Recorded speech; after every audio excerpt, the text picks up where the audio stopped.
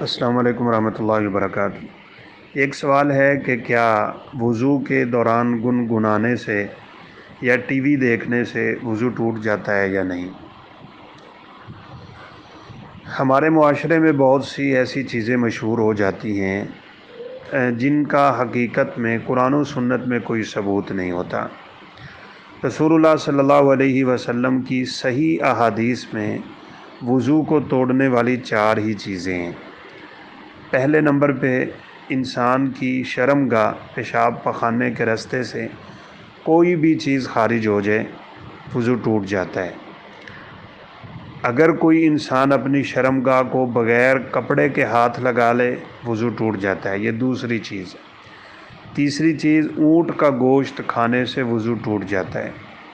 اور چوتھی چیز بہت گہری نیند انسان سو جائے یا اتنی ٹیک لگائے کہ اسے اپنی ہوش نہ رہ جائے، ایسی نیند سے وضو ٹوٹ جاتا ہے۔ باقی کچھ لوگ کہتے ہیں جی خون نکلنے سے ٹوٹتا ہے، نکسیر نکلنے سے ٹوٹ جاتا ہے، ایسا کچھ بھی نہیں ہے۔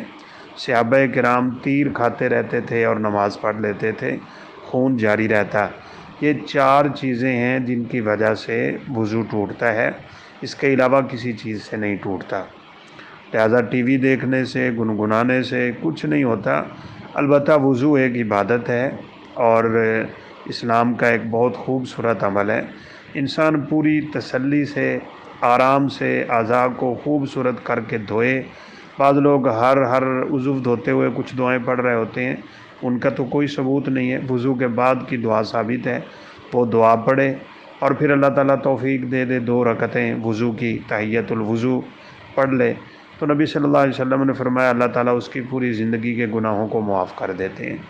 لہذا کوئی ایسی دلیل نہیں ہے کہ ان چیزوں سے وضو ٹوٹ جاتا ہو۔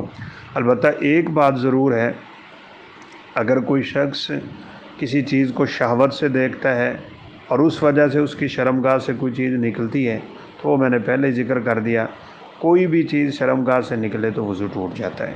تو یہ وضو کو توڑنے والی چیزیں ہیں، باقی سب لوگوں نے اپنی طرف سے بنائی ہوئی ہیں۔ واللہ اعلم۔ السلام علیکم ورحمۃ اللہ وبرکاتہ۔